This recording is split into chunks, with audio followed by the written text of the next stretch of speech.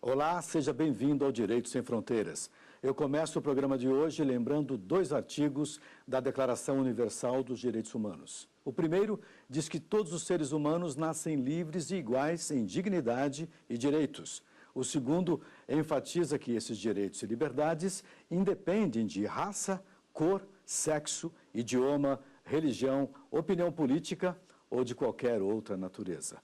Mas, desde que foi publicada em 1948, a declaração tem sido desrespeitada.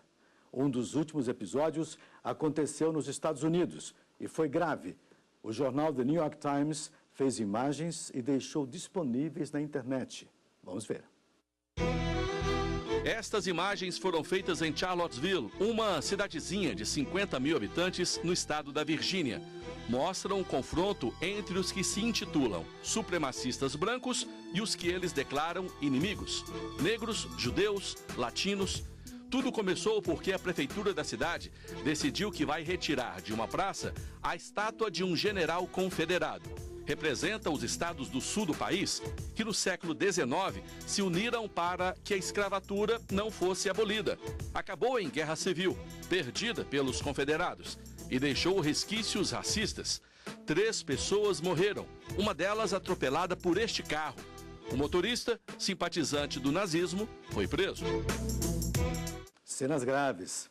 Estamos no século XXI, na era digital, e ainda ouvimos discursos racistas. Pior, vemos cenas como essas todos os dias. Por quê?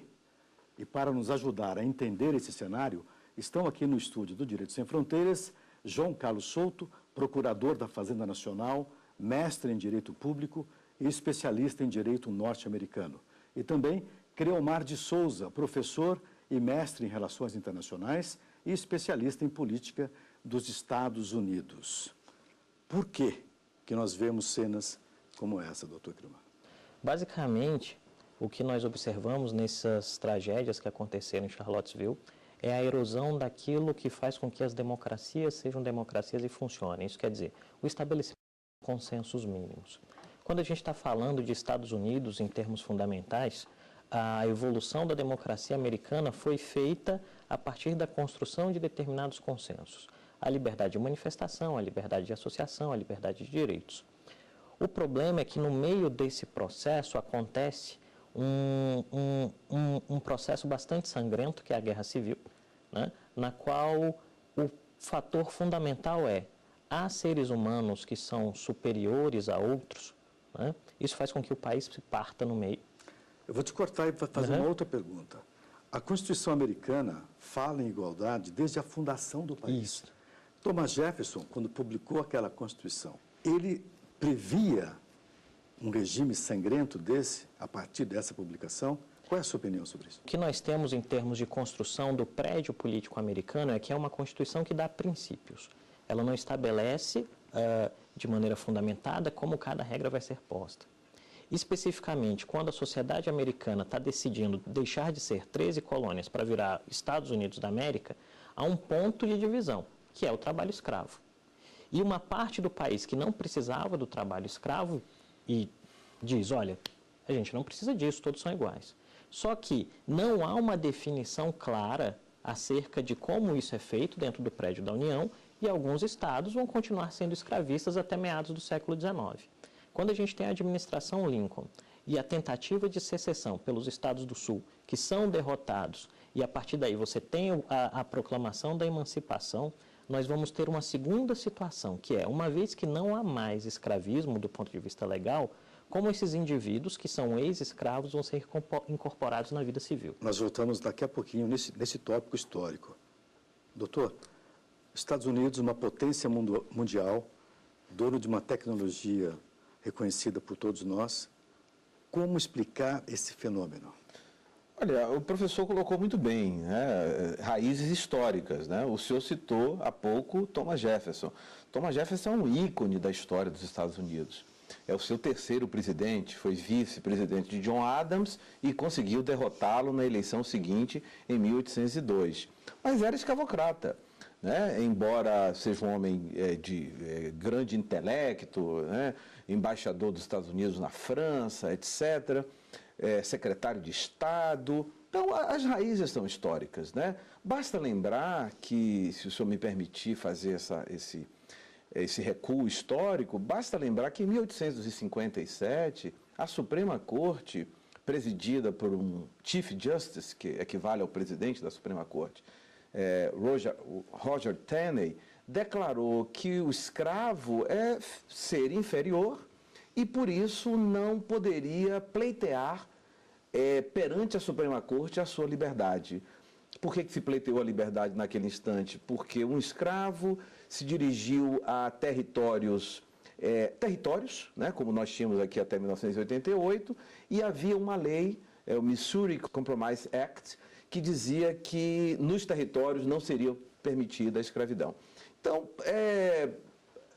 o que acontece hoje são fatos históricos que vão se repetindo ao longo do tempo, né? Basta lembrar que até meados do século XX a segregação era admitida, né? A segregação admitida e que foi afastada por decisão da Suprema Corte também. Mas eu queria te cortar para te colocar uma outra provocação, professor. É um país formado por imigrantes, por pessoas diferentes, de várias etnias.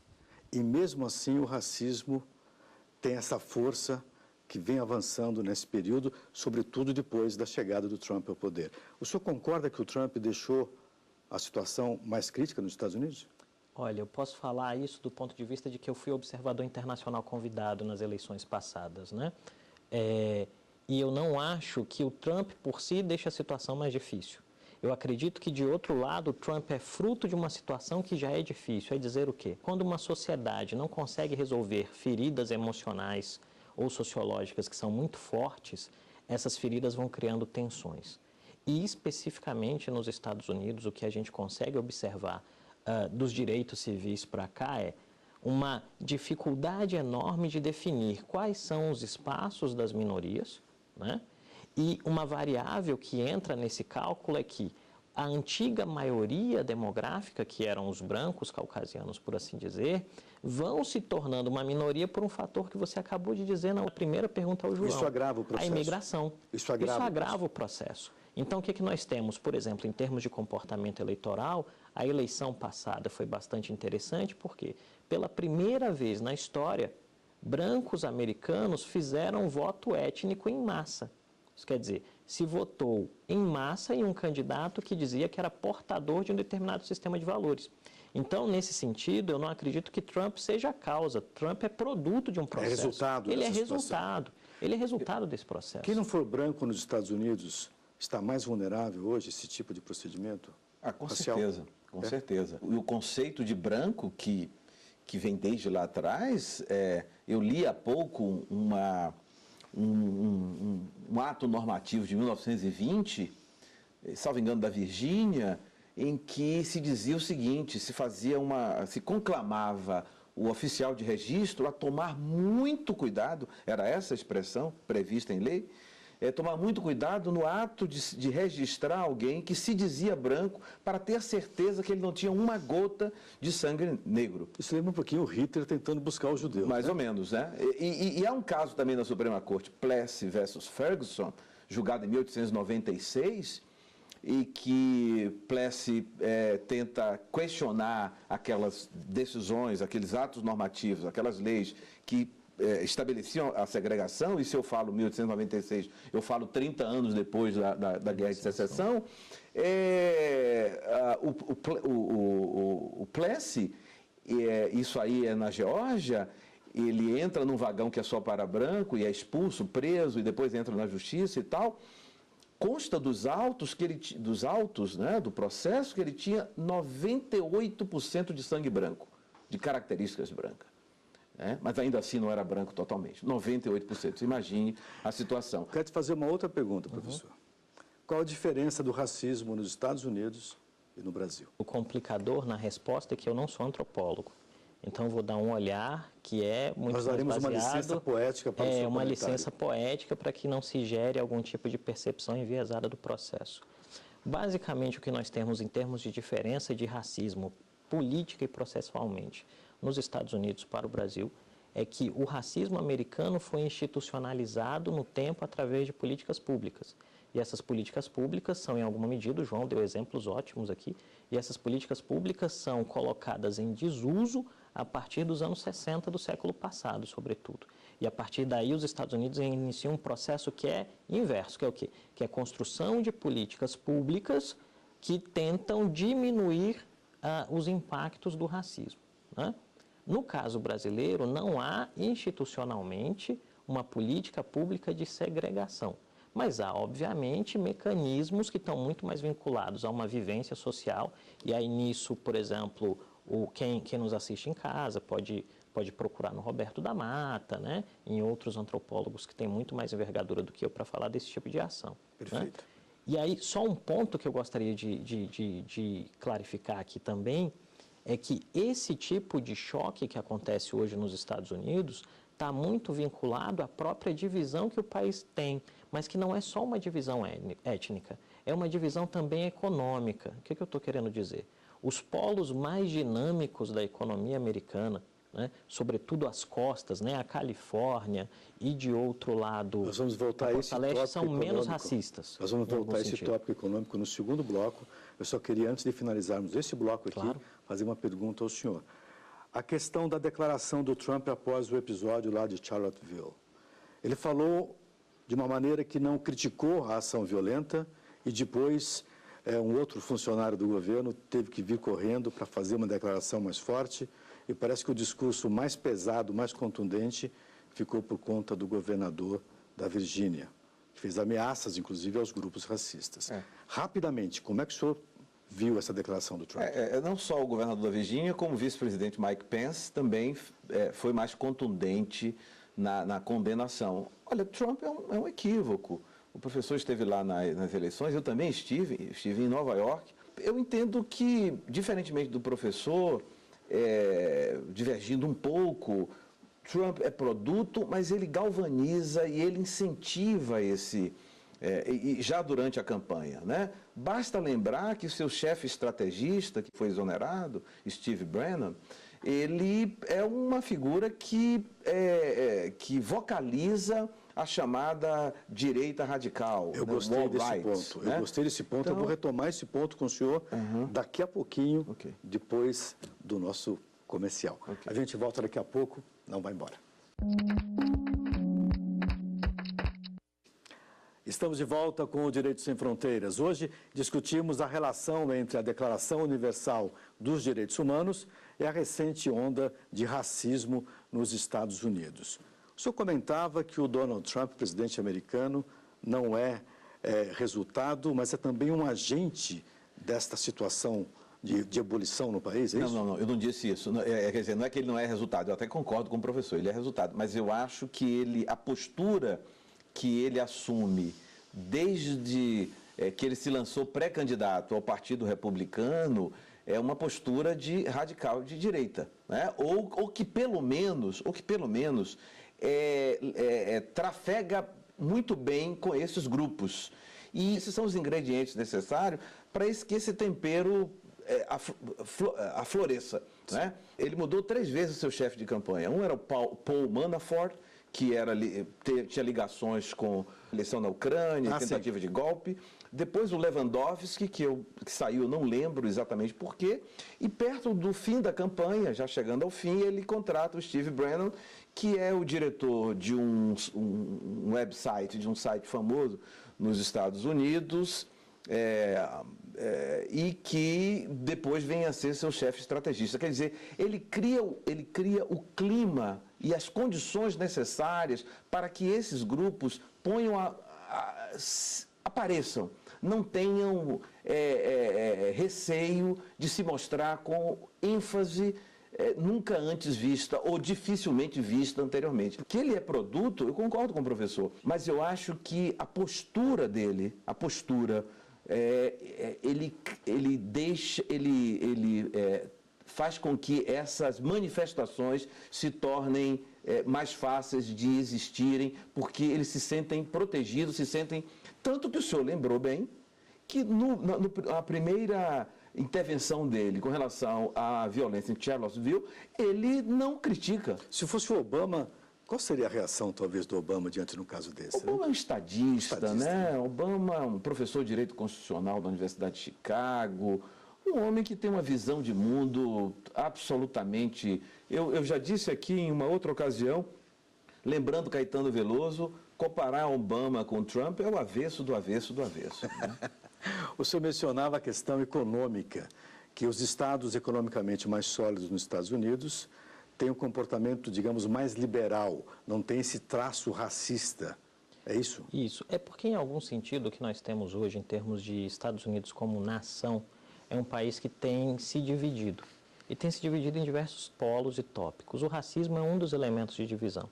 Assim como a relação entre riqueza e pobreza também é um dos elementos de divisão. Por exemplo, se você circula pelo meio oeste americano, que foi o vetor de desenvolvimento no século XIX, hoje é uma área muito empobrecida. E aí a correlação que eu acredito que nós devemos fazer e que é mais responsável do ponto de vista analítico é entender o quê?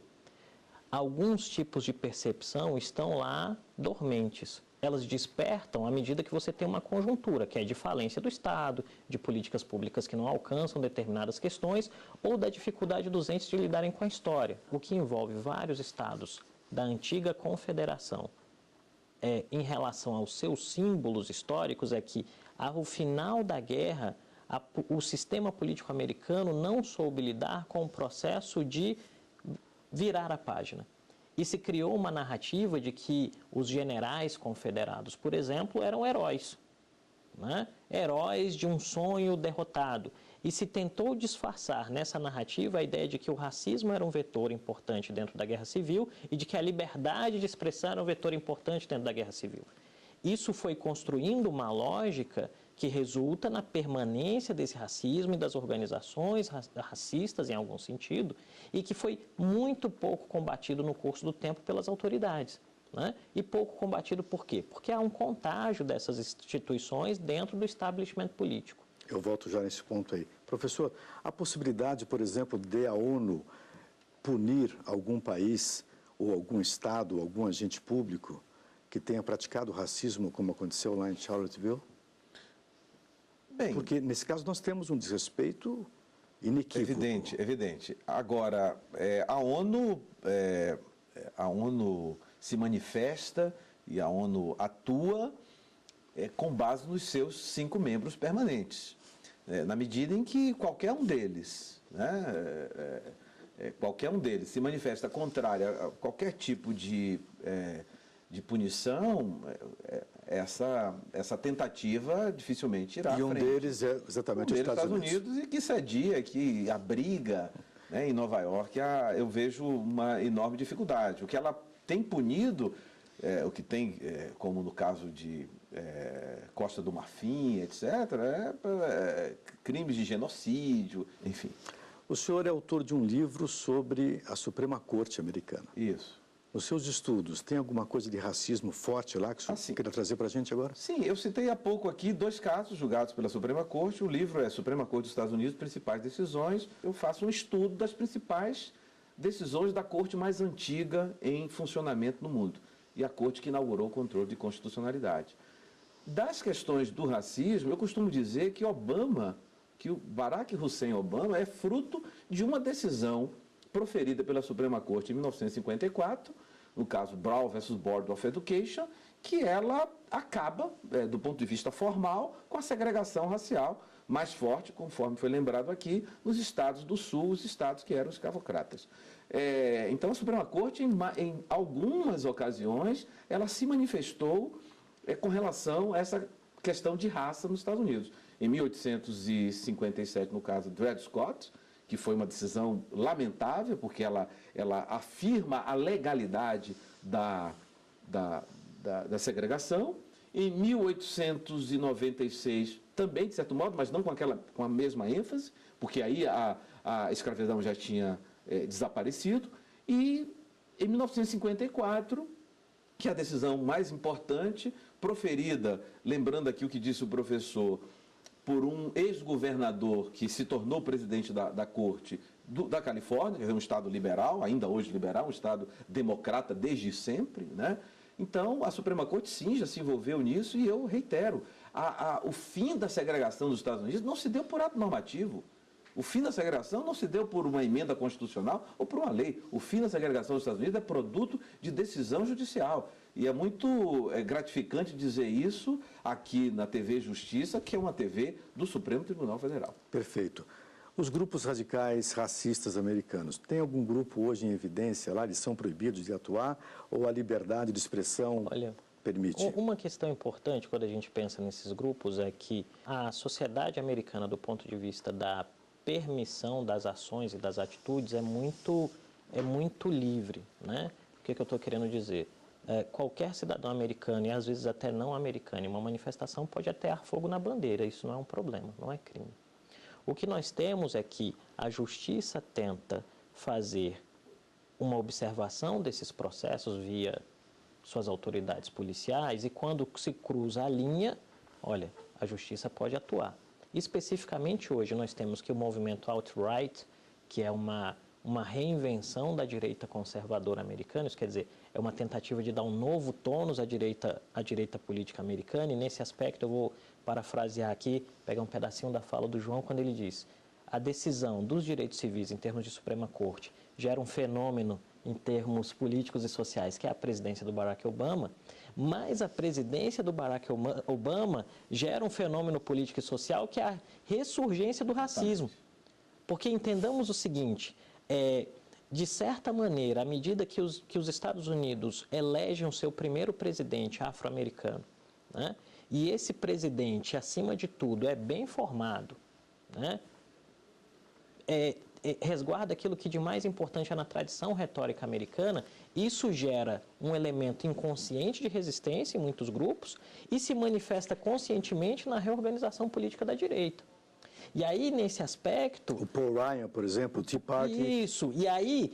E é um processo que vem numa crescente. E aí, em algum momento, o Tea Party não é mais um elemento político suficientemente forte para confrontar essa nova perspectiva liberal americana, política, e aí a percepção é o quê? A gente vai ter que ir um pouco mais ao extremo. E aí, aonde vai nesse extremo? Donald Trump. Por isso que, nesse aspecto, Trump é muito mais um leitor do espírito do tempo, né? Antes de ser presidente, ele é um leitor do espírito do tempo. Ele está vendo as coisas e está dizendo, eu vou fazer isso, eu vou bater aqui, e a sociedade está tolerante a esses aspectos. Existe a possibilidade desses eventos ficarem mais graves e o Donald Trump ter que fazer uma intervenção mais dura ou ter um discurso mais ameno como teve? Ele não pode ser enquadrado de alguma maneira legalmente? Olha, ele pode ser enquadrado pelas instituições se a gente trabalhar na ideia de pesos e contrapesos. Agora, que os eventos podem se tornar mais graves, aí eu acho que nisso o João possivelmente vai concordar comigo, sempre podem, porque política é a arte do imponderável. É isso mesmo, João? Concorda com ele? Eu concordo. Agora, ele tem um outro problema, além desse, que é a questão da participação da Rússia, já que nós falamos de Trump... Temos uma investigação em curso e um procurador especial que não é nomeado desde o Watergate.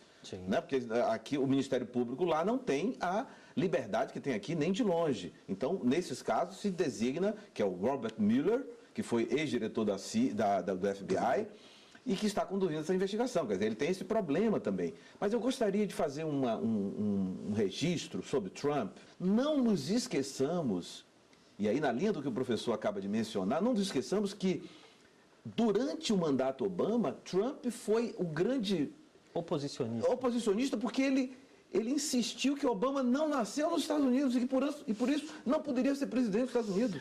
Isso é fato, e ele chegou aí à televisão e dizer, olha, eu descobri algo que nas próximas semanas vocês vão tomar conhecimento, eu mandei uma investigação no Havaí e ele não nasceu lá e ele não mostra o certificado. A certidão, cruz a circular. E isso meio que, isso de certo modo, demonstra a figura do presidente dos Estados Unidos. Quem é? E aí, se o João me permite, eu vou usar um termo que ele usou mais cedo.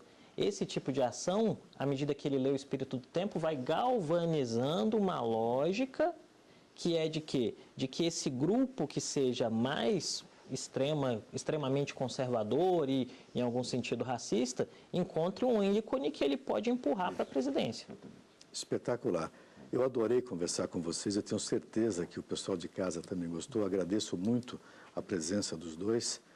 E você também de casa, muito obrigado por sua companhia. Se quiser rever esse e outros programas, acesse o site tvjustiça.jus.br. E para entrar em contato conosco, mande sua mensagem para direitosemfronteiras@stf.jus.br. Um grande abraço e até a próxima.